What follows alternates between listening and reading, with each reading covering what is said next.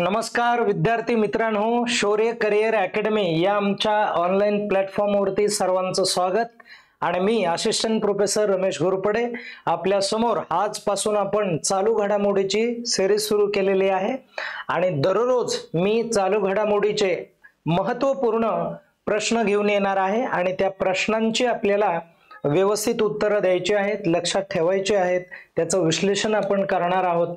परीक्षाभिमुख हे प्रश्न असणार आहेत आणि या प्रश्नांना तुम्हाला चांगल्या पद्धतीने सराव होण्यासाठी आपण नंतर यांचा सराव ही एका महिन्याच्या शेवटी करून घेणार आहोत। असंख्य प्रश्न आपल्याकडे येतील आणि ते चांगल्या पद्धतीने तुम्ही कराल अशी आम्ही अपेक्षा ठेवतोय। आणि चला आपण आपल्या भागाला सुरुवात करूयात। बघा मित्रांनो, भारतामध्ये पहिली व्यावसायिक हायड्रोजन जी काय बस आहे ही बस कोणत्या शहरामध्ये सुरू झाली असं त्यांनी विचारलेलं आहे आणि ती लडाख या ठिकाणी सुरू झालेली आहे। ओके, आता लक्षात ठेवा की आता हे जे हायड्रोजन बस आहेत इथून पुढे हायड्रोजन बस मोठ्या प्रमाणावरती वाढणार आहेत। पेट्रोल डिझेल यांचा वापर हा कमी होऊन बस किंवा मग इतर वाहनांमध्ये हायड्रोजनचा वापर हा मोठ्या प्रमाणावरती होणार आहे, हे तुमच्या लक्षात आलं पाहिजे। पुढे बघा, आईपासून बाळाला होणाऱ्या HIV संसर्गाचे उच्चाटन करण्यासाठी, उच्चाटन म्हणजे समूळ नष्ट करण्यासाठी WHO चा स्वर्ण दर्जा श्रेणी दर्जा मिळवणारा पहिला आफ्रिकन देश कोणता आहे असं विचारलंय त्यांनी, तर तो बोत्सवाना अशा पद्धतीचा हा देश आहे। मित्रांनो, HIV हा जो आहे तो एड्स हा जो रोग आहे या एड्स रोगाचा तो व्हायरस आहे, हे लक्षात राहू द्या। HIV हा जो HIV आहे हा वेगवेगळ्या कारणासाठी होतो, परंतु सर्वात मेजर जे कारण समजलं जातं ते मल्टिपल सेक्सचं कारण आहे आणि त्याच नंतर ब्लड द्वारे याचा प्रसार होतो, ते लक्षात राहू द्या। आणि दरवर्षी महाराष्ट्र कृषी दिन हा केव्हा साजरा केला जातो असं इथे त्यांनी म्हटलं आहे। तर मित्रांनो, 1 जुलै ही तारीख आपल्याला लक्षात ठेवायची आहे। 1 जुलै ही जी तारीख आहे, 1 जुलै 1913 ही जी तारीख आहे ही तारीख महाराष्ट्रामधल्या एका माजी मुख्यमंत्र्यांची आहे आणि ज्यांना आपण हरित क्रांतीचे जनक असंही म्हणतो, महाराष्ट्र हरित क्रांती जनक, एवढं लक्षात राहणं गरजेचं आहे। ओके, आणि त्यांचं नाव वसंतराव नाईक असं आहे आणि त्यांचा जो जन्म दिनांक आहे तो जन्म दिनांकच आपण महाराष्ट्र कृषी दिन म्हणून साजरा करतो आणि त्यांच्याच ह्याच्यावरती नावावरती परभणी या ठिकाणी एक कृषी विद्यापीठ आहे, हे कायम लक्षात राहू द्या। ओके, महाराष्ट्र परभणी या ठिकाणी कृषी विद्यापीठ, ज्याला मराठवाडा कृषी विद्यापीठ असं तुम्ही म्हणू शकता।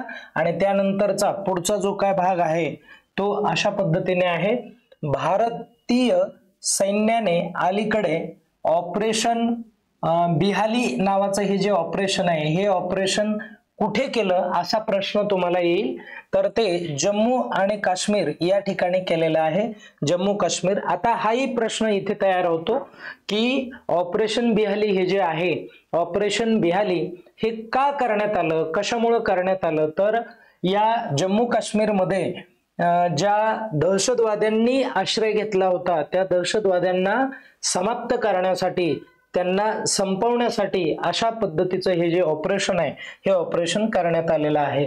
पुढे बघा, तुम्हाला परीक्षेमध्ये पुस्तकं विचारले जातात की नवीन जे पुस्तकं प्रकाशित झालेले आहेत त्या पुस्तकांविषयी हमखास एक प्रश्न असतो। द इमर्जन्सी डायरीज नावाचं हे पुस्तक आहे आणि हे जे पुस्तक आहे हे पुस्तक खालील पैकी कुणाच्या हस्ते प्रकाशित झालं असं म्हटलंय, लिहिलं कुणी असं नाहीये, प्रकाशित कुणी केलं ते म्हटलंय, तर ते अमित शहा यांनी केलेलं आहे। आणि हे जे अमित शहा आहेत हे आपल्या भारतीय राजकारणामध्ये सक्रिय असलेला चेहरा आहे, लक्षात राहू द्या। खालीलपैकी कोणता दिवस नवीन बांगलादेश म्हणून साजरा करण्याचे घोषित करण्यात आलेला आहे, असा कोणता दिवस आहे, तर तोही लक्षात राहू द्या, 8 ऑगस्ट आहे। ओके, आता पुढे जाऊयात आपण।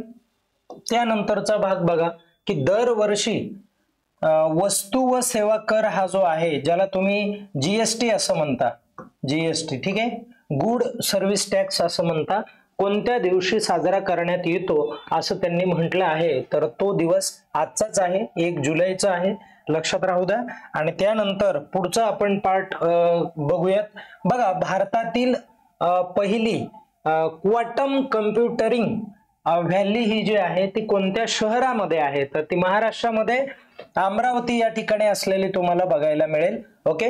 आणि पुढे त्यानंतरचा भाग बघा मित्रांनो, की सालखान जीवाश्म उद्यानाचा समावेश युनेस्कोच्या जागतिक वारसा स्थळांच्या तात्पुरत्या यादीमध्ये झालेला आहे. ओके. तर ते कोणतं राज्य आहे असं त्यांनी विचारलंय, तर ते जे राज्य आहे ते उत्तर प्रदेश आहे. आता इथे लक्षात राहू द्या की युनेस्को ही जी संघटना आहे, ही संघटना एक इंटरनॅशनल लेवलवरती काम करणारे ऑर्गनायझेशन आहे आणि ही असंख्य जगामधील जे महत्वपूर्ण ऐतिहासिक, हिस्टॉरिकल आणि कल्चरल आणि त्याचबरोबर नॅचरल अशा पद्धतीचे जे काय प्लेसेस आहेत यांना रिझर्व करण्याचं काम ही संघटना करते आणि त्यांच्या माध्यमातून काही निधी येत असतो त्यांना त्या प्रदेशांचं संरक्षण करण्यासाठी.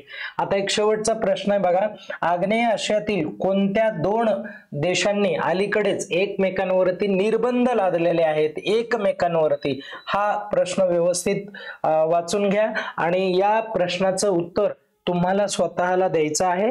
तर प्लीज कमेंट करून सांगा शेवटच्या प्रश्नाचं उत्तर काय असेल आणि आपण या ठिकाणी थांबूयात. धन्यवाद. सर्वांनी अभ्यास करा आणि स्वतःची काळजी घ्या.